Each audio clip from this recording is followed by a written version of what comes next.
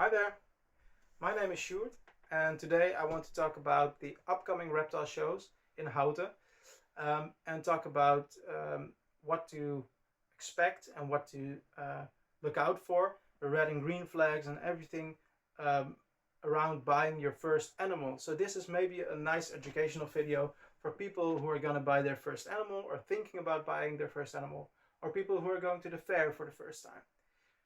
There are a lot of talking points, and I can go on about this for hours and hours on end, but I know you don't want to hear that, so I'm trying to make this video short, but I cannot promise anything. Yesterday I asked on my Instagram what people wanted to see in the video, and I've included that in the 5 talking points that I'm going to talk about today. So the 5 talking points are preparations, hygiene, what to do and what not to do on the show, red and green flags, how to spot an animal, if it's healthy or if it's wild caught or anything in that manner. That's in the 4th talking point, and then paperwork and quarantine. So let's begin with preparations.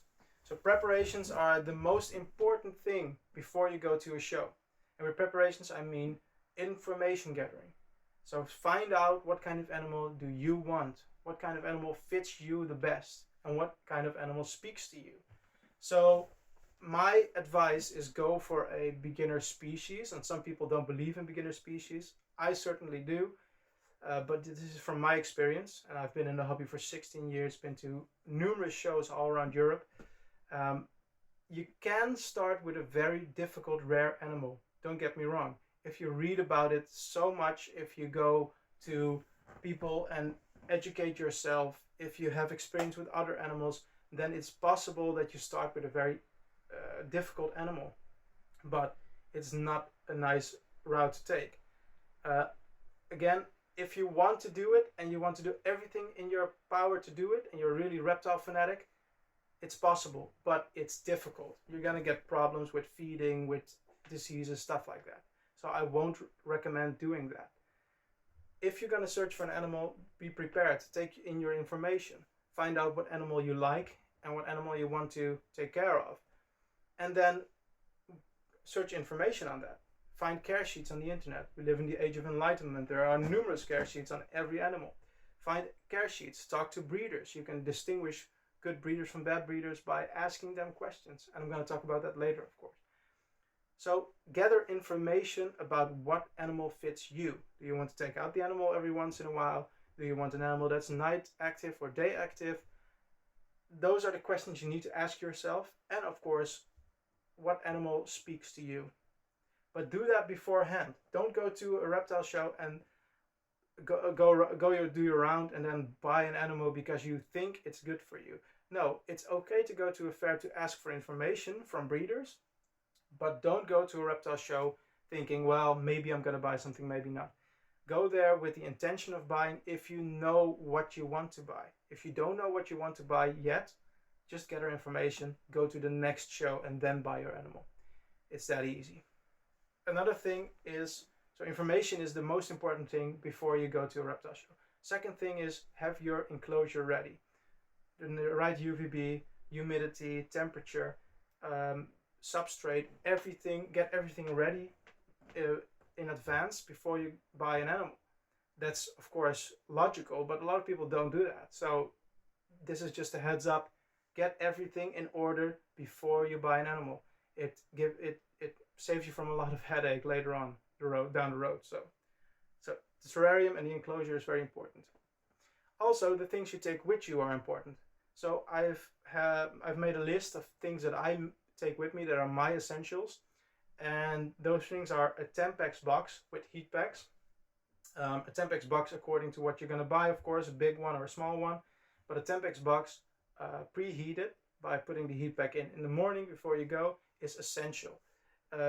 Don't go fucking around with, sorry for my language, don't go doing like heated water bottles or hot water bottles. It doesn't work that well. It has a high beginning temperature and then it drops very quickly. So the animal is going to be in a roller coaster of temperature. It's not good. Buy heat packs, 20 or 40 hours. They are about €2 a piece. Doesn't cost that much. Heat them up already beforehand. then the box is in a nice stable temperature when your animal gets in. It's very easy, but do it, because working with hot water bottles, it doesn't work that well and it's not good for your animal. So buy multiple heat packs in advance, because sometimes they don't work that well or they're not hot enough. You can put another one in, but heat up the Tempex box before you go to the show. That's important. Another thing, and it's also coupled with hygiene, I'm going to talk to you about that in the next talking point.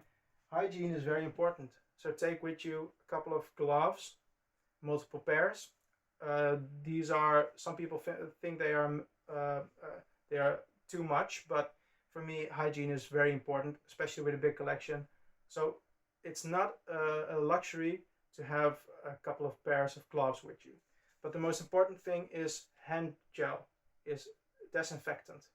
This is a hand disinfectant. I normally use Sterilium, but this is also fine. In a small bottle, you can clean your hands multiple times per day, just to be sure that you don't take anything like any diseases with you. It's 99% sure that they are going to die with this. So it's an extra barrier against diseases, and especially mites and internal parasites. So take your disinfectant with you. It's very easy, don't forget it. Another thing is, a lot of people don't do it, but I do, and I find it very easy, is to take a small notebook with you. You can write every information down that you ask from breeders maybe. You can add contacts, and you can also write down information about the animal you just bought. I'm going to talk about transfer declarations later on, but this is very nice if you want to write down locality, you want to write down genetics, anything that order, birth date. It's for documentation purposes, but also nice for the future. You know, that date on Houten Reptile Show, I bought that animal. That's very nice. So a notebook is never a bad thing. Take it with you. It's easy. So those are the preparations. And also, I forgot, but that's also a talking point later in this video. But a transfer declaration, a blank one, is also not a luxury, because a transfer declaration, some vendors do have them, some don't. I always recommend to take one with you. Just fold it up, and then you have one transfer declaration with you. I'm going to talk about that in the end of the video again. So that is a preparation. So preparations are the most important thing, and those are the preparations that I would do, or that you should do before you go to a show. Second talking point is hygiene. So we talked a little bit about hygiene with gloves and with hand gel. On a fair, there are thousands of animals, so there's a lot of chance. There's not a lot of chance. That's a fact. There are a lot of diseases going around. So external parasites like mites are everywhere, and also diseases can spread very quickly on a reptile fair. So take your disinfectant and take your hygiene very seriously, because hygiene is very important. You don't want to take anything with you to back home. Like if you have crypto or anything that's deadly for your animal, and it's a very, very bad disease. Mites, for one animal, it's easy to get rid of, but it's not nice to have it. So please take care of your hygiene. And that also goes for clothes.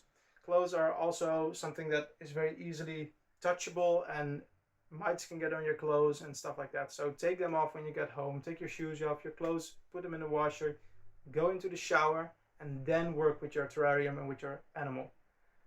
Do that. It saves you a lot of headache further down the road. Also, how to handle animals. Cleaning your hand before and after you handle an animal, to do, for instance, a health check. And also, gloves are fine, and then clean your hands afterwards. But also look at what the vendor does with the hygiene of their animals. You can read a lot from how a vendor sells their animals and how they treat them. So if a vendor just chucks it in your hand, then it's a vendor that doesn't really care about their animals. Because maybe you've touched 10 other snakes and they all have mites, and they were touched by 10 other people. So it spreads down the road. If a vendor is very easy with hygiene and stuff like that, it's not a good vendor, in my opinion. Maybe the person is great, but they're not really serious about their animals, because they're going to take it home and they will probably have mites, other parasites, diseases. So Look for a vendor that is very thoughtful about their animals. They need to ask you for disinfecting your hands. Also, maybe wear gloves. If some vendors ask that, don't be mad. Don't be like put off. It's actually a good thing.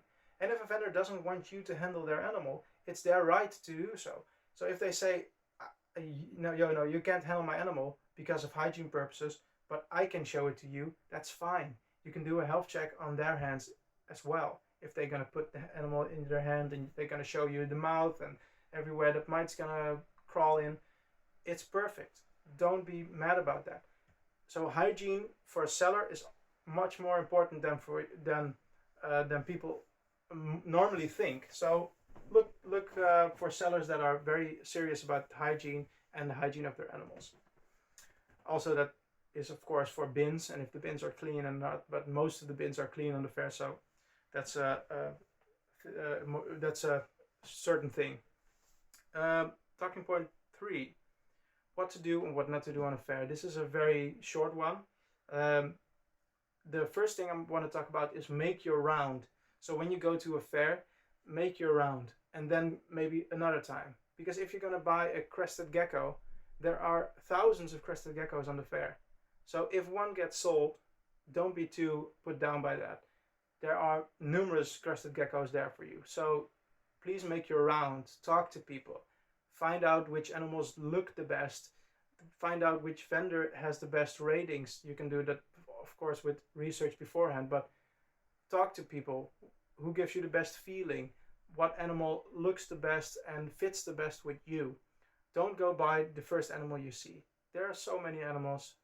It's not that big of a deal if one gets sold that you liked. Also, look at prices, compare the animals. So don't buy an animal in your first round, only if it's a very, very rare animal, but that's not for a beginner. So second thing is that I was asked that before in the Instagram answers. People said, well, what time is the best time to arrive to a reptile fair? For me, it's early, really early in the morning, or very late in the afternoon. Very early in the morning, the early birds are the ones that get the worm. The people that are going to be there very early, they will stand in front of the row. You will have all the time to walk over the fair. The most animals will be there because nobody has sold animals yet, and it's not that busy. It looks busy because there's a long row, but it takes a long time for them all to come in. So early in the morning is the best way to do. About around 11, 12, 1, it's going to be at the busiest. So don't go any of those times. And later in the afternoon, if you're going to buy a leopard gecko, a ball python, you name it, they will be there even in the late afternoon. So those are the times that are the best times for visiting a fair. But early in the morning is for me the best. So then 4, red and green flags. This is a nice one.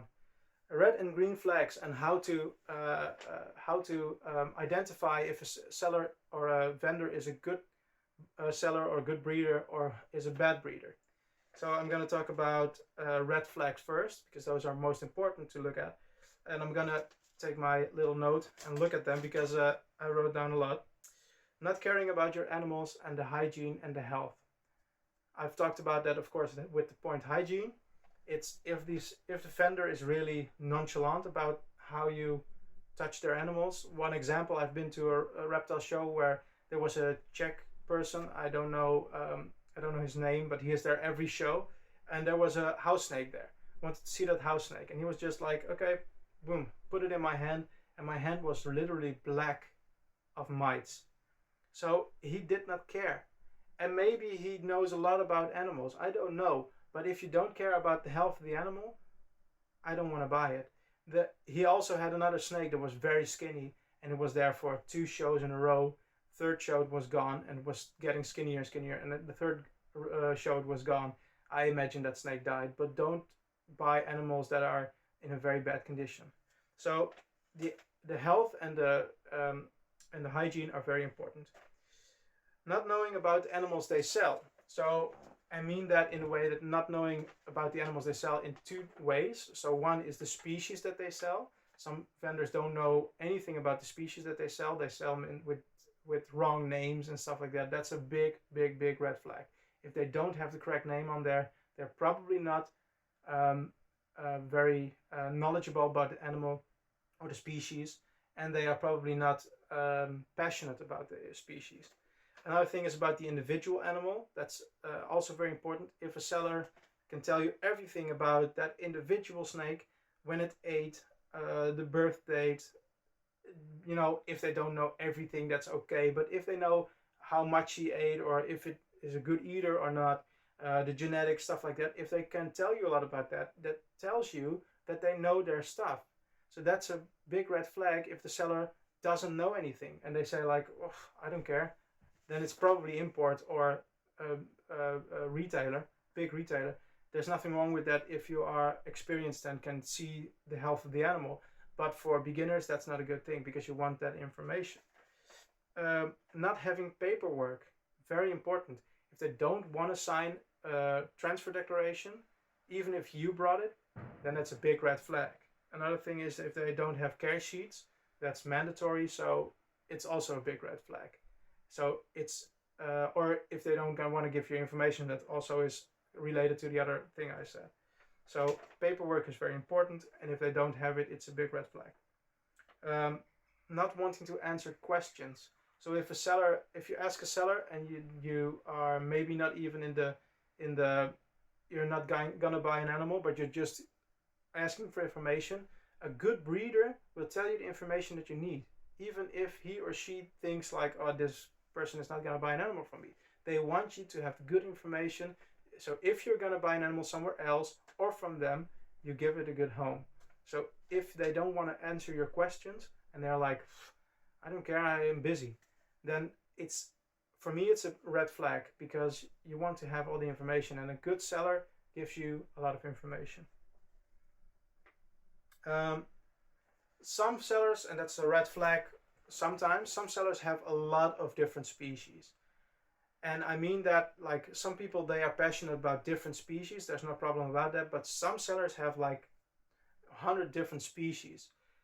One thing is they probably cannot know everything about every species, so they don't have all the information. The other thing is that they are probably a wholesaler or an importer. So that's a red flag for a first-time buyer.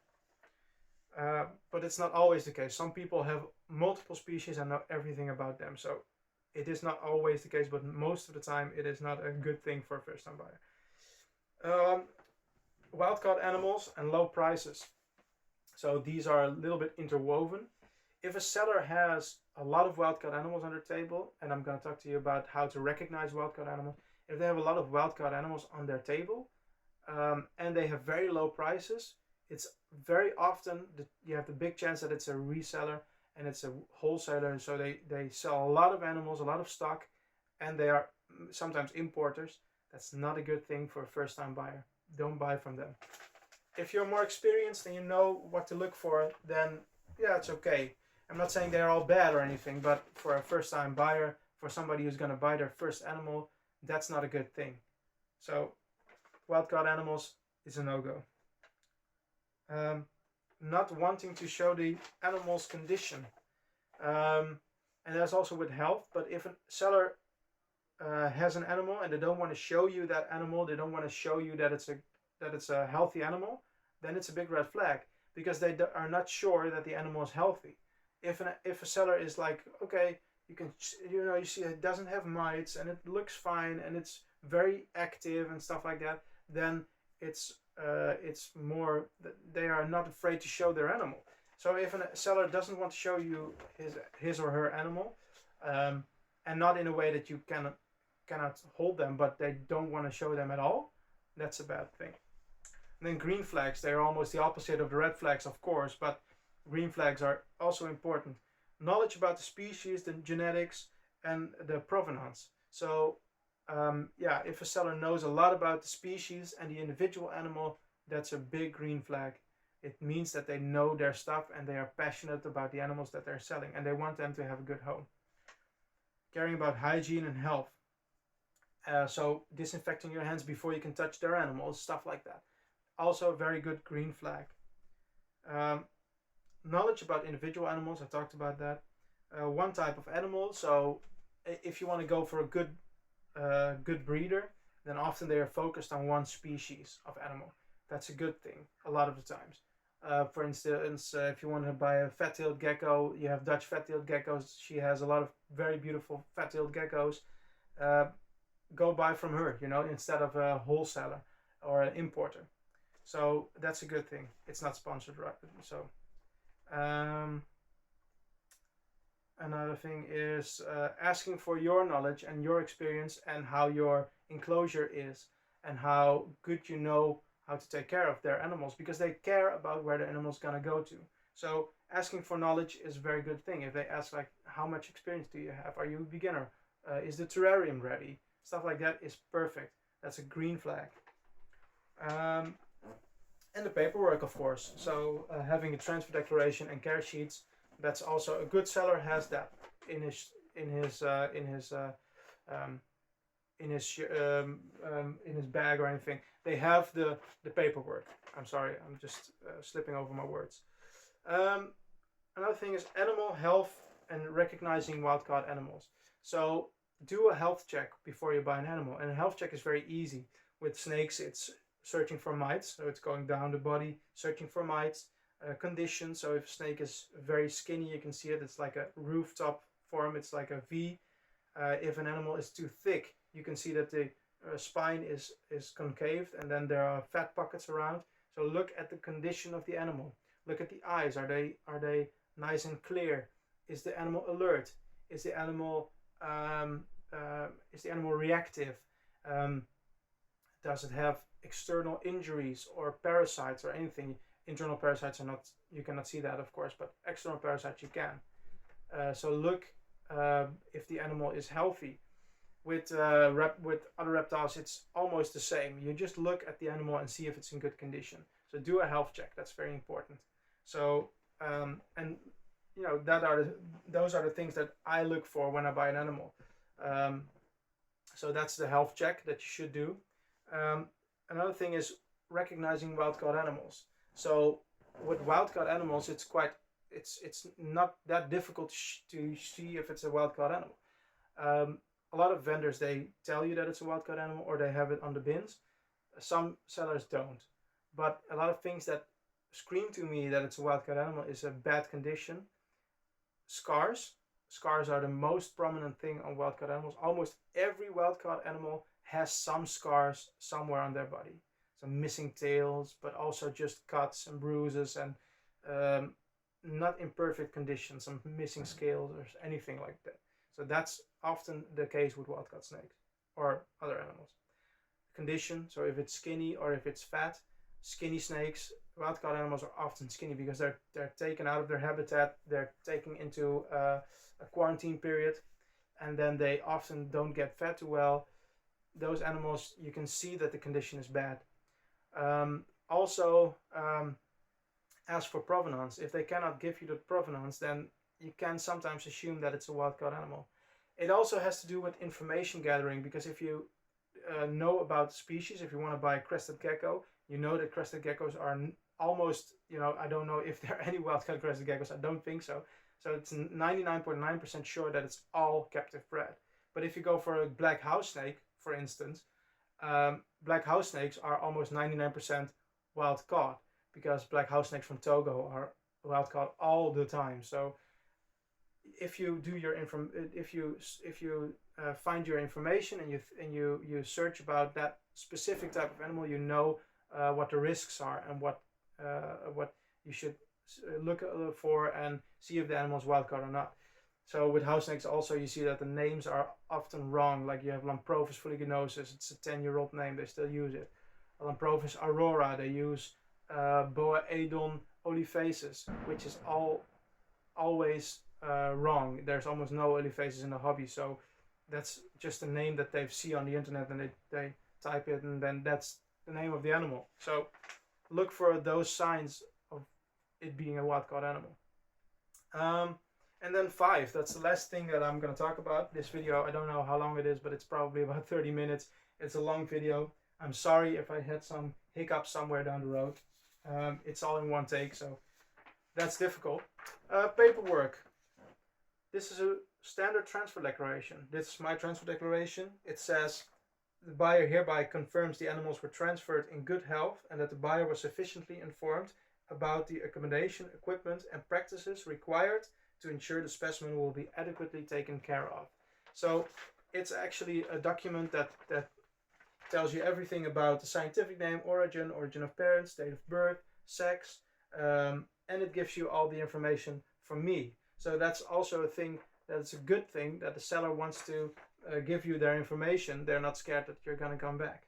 And there is a signature, so you're actually making a contract that you bought a healthy animal from them. So a transfer declaration is for me a must. Even if an animal doesn't require a transfer declaration, maybe they do in the future. Maybe all animals will in the future. So a transfer declaration is very important. You can also, of course, have a good a paperwork trail, and you have good documentation. That's always good, especially for the future. You can look back and say, like, my first animal was well documented. Another thing is care sheets. I think in the Netherlands, with all animals, care sheets are necessary. So you need to give a person a care sheet. I do not always give them a care sheet. I always ask for a care sheet if they want to have a care sheet or not. But some people say, no, I know enough. And it's my duty to ask if they know enough. And of course give information verbally, but also on paper. So I have care sheets that are 1 page, and it tells you every basic thing you need to know. I don't want care sheets with 4, 5, 6 pages.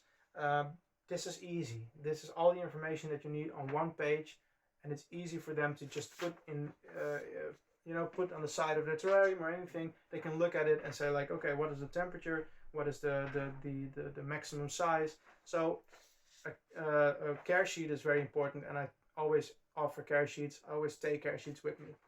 But just 1 page is good enough, because everything is on here. So that is paperwork, and quarantine is of course, it's pretty straightforward. If you have 1 animal, quarantine is not really necessary, because you don't have any other animals that can get sick. But it is still not a bad thing to do. If you want to keep your animal in quarantine for a couple of weeks, that you can do a fecal, do anything to see if that animal has parasites internally or externally, and look for diseases. And then if the animal is clean, you can put it in the terrarium that it needs to be in. So quarantine is also important, but more important if you have many animals.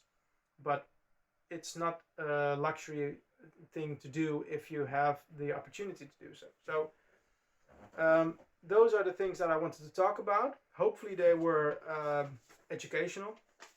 Hopefully you've learned something from this. I want to wish you all a happy fair and a nice day on the fair there. If it's your first time, it's probably going to be a very exciting thing. You're probably going to be maybe a bit overwhelmed with what you see, but just look around, see every table, look at every animal, talk with people, make it a fun fair, and maybe I see you on the Snake Day in Houten, because I will be there. I will be there at the other reptile fair in Houten next weekend, or this weekend actually. I will be there too, but not as a vendor, so maybe I will see you there. Hopefully you have a nice day, and see you next time. If you want more videos, if you want something more, if you have any suggestions or anything like that, please put it under in the comments. Give this video a like. You can share it if you want. Thanks for listening to me, to all my rambling, and see you the next time. Bye bye.